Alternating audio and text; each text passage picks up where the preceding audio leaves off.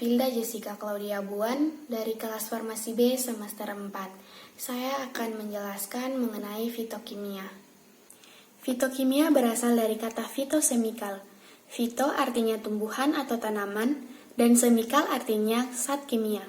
Jadi, fitokimia adalah zat kimia alami yang terdapat di dalam tanaman yang memberikan cita rasa, aroma, serta warna yang khas pada tanaman tersebut. Senyawa fitokimia tidak termasuk ke dalam zat gizi karena bukan merupakan protein, karbohidrat, lemak, mineral, ataupun air. Fitokimia adalah zat yang terdapat di dalam tanaman yang memiliki manfaat kesehatan bagi manusia dan melindungi tanaman dari bahaya lingkungan. Lebih dari 5.000 tahun yang lalu, orang Cina menggunakan fitokimia sebagai obat. Selama abad ke-19 dan ke-20, strategi utama para ilmuwan adalah menemukan bahan aktif yang mengandung sifat obat dan pestisida. Contoh dari penemuan ini adalah morfin dan pestisida. Pada tahun 1980-an, banyak laboratorium yang telah mengidentifikasi fitokimia pada tanaman yang dapat digunakan sebagai bahan obat. Bahan alam meliputi seluruh organisme yang belum mengalami pengolahan atau perlakuan selain pengawetan sederhana, contohnya pengeringan, bagian dari suatu organisme, ekstrak dari suatu organisme, atau eksudat dari senyawa murni seperti alkaloida, flavonoid, glikosida, steroid, dan terpenoid. Bahan alam diklasifikasikan menjadi beberapa bagian. Yang pertama adalah fitokimia karotenoid. Fitokimia karotenoid banyak terdapat pada sayuran yang berwarna kuning jingga seperti wortel, labu kuning, sayur-sayuran berwarna hijau seperti brokoli, dan buah-buahan berwarna merah dan kuning jingga seperti pepaya, mangga dan nanas, semangka, dan lain-lain. Beberapa penelitian mengungkapkan bahwa zat karotenoid dapat berfungsi sebagai anti kanker, sebagai antioksidan, dan berfungsi meningkatkan imun tubuh. Yang kedua adalah fitokimia fitosterol. Fitokimia fitosterol banyak terdapat pada biji-bijian dan hanya 5% fitokimia fitosterol yang dapat diserap oleh usus dari makanan kita. Penelitian mengungkapkan bahwa fitosterol dapat menurunkan kolesterol dan sebagai anti kanker. Yang berikut adalah fitokimia monoterpen. Fitokimia monoterpen banyak terdapat pada tumbuhan yang beraroma seperti mentol dan rempah-rempah. Fitokimia monoterpen berfungsi sebagai antioksidan dan anti kanker. Selanjutnya ada fitokimia fitoestrogen. Fitokimia fitoestrogen banyak terdapat pada kedelai dan produk-produk kedelai seperti tempe, tahu, dan susu kedelai. Fitokimia fitoestrogen memiliki aktivitas seperti hormon estrogen. Senyawa aktif fitoestrogen terdiri dari isoflavonoid dan lignan. Yang berikut adalah fitokimia sulfida. Fitokimia sulfida banyak terdapat pada bawang putih, bawang merah, bawang bombay, dan daun bawang. Fitokimia sulfida berfungsi sebagai anti kanker, antioksidan, mengatur tekanan darah, dan menurunkan kolesterol. Selanjutnya, ada fitokimia asam fitat. Fitokimia asam fitat banyak terdapat pada kacang polong dan gandum. Fitokimia asam fitat berfungsi sebagai antioksidan dan mengatur kadar gula darah. Ekstraksi merupakan teknik pemisahan kimia untuk memisahkan atau menarik satu komponen atau senyawa-senyawa dari suatu sampel dengan menggunakan pelarut tertentu yang sesuai. Ekstraksi diklasifikasikan menjadi yang pertama, ekstraksi kelat.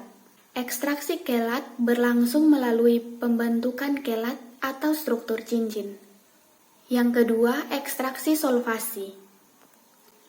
Ekstraksi ini disebabkan oleh spesies ekstraksi disolvasi ke fase organik. Yang berikut ekstraksi pembentukan pasangan ion. Ekstraksi ini berlangsung melalui pembentukan spesies netral yang tidak bermuatan diekstraksi ke fase organik. Yang berikut ekstraksi sinergis. Ekstraksi sinergis menyebabkan adanya kenaikan pada hasil ekstraksi yang disebabkan oleh adanya penambahan ekstraksi dengan memanfaatkan pelarut pengekstraksi. Ekstraksi pada cair merupakan proses transfer secara difusi analit dari sampel yang berwujud padat ke dalam pelarutnya. Yang berikut ekstraksi cair-cair atau yang disebut juga ekstraksi pelarut. Ekstraksi pelarut merupakan metode pemisahan yang disebabkan oleh fenomena partisi atau distribusi suatu analit di antara dua pelarut yang tidak saling campur. Berikutnya perbedaan metode ekstraksi berdasarkan prinsip, kelebihan, dan kekurangan dari metode tersebut. Yang pertama ada metode maserasi.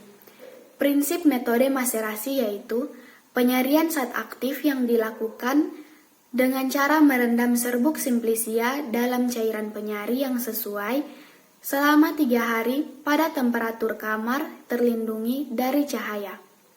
Cairan penyari akan masuk ke dalam sel melalui dinding sel.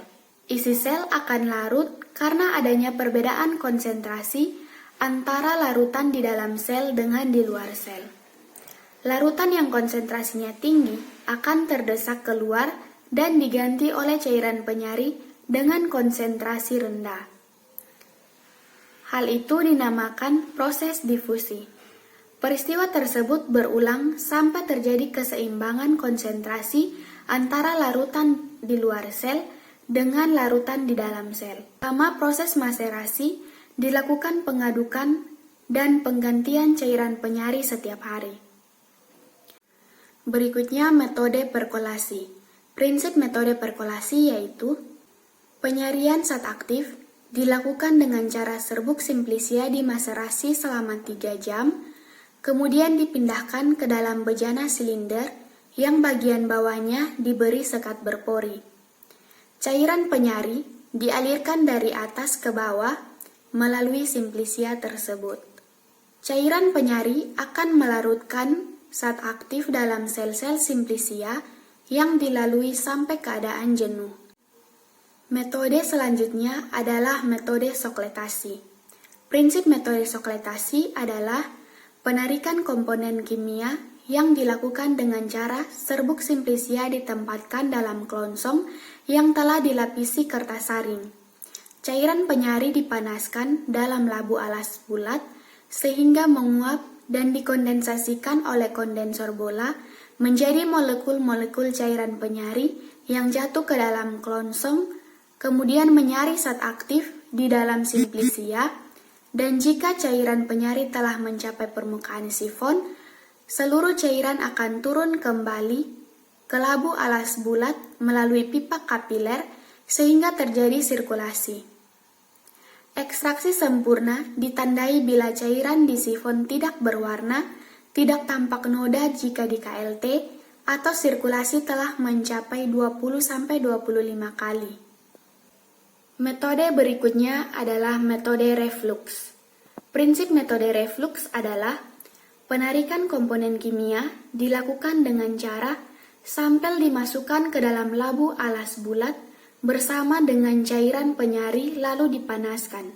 Uap-uap cairan penyari terkondensasi pada kondensor bola menjadi molekul-molekul cairan penyari yang akan turun kembali menuju labu alas bulat. Demikian seterusnya berlangsung secara berkesinambungan sampai penyari sempurna. Penggantian pelarut dilakukan sebanyak 3 kali setiap 3-4 jam. Filtrat yang diperoleh kemudian dikumpulkan dan dipekatkan. Metode selanjutnya adalah metode infusa. Prinsip metode infusa adalah untuk melakukan proses infusa dibutuhkan 2 panci yang saling bisa ditumpuk. Panci yang di atas digunakan untuk menaruh bahan yang akan diekstraksi.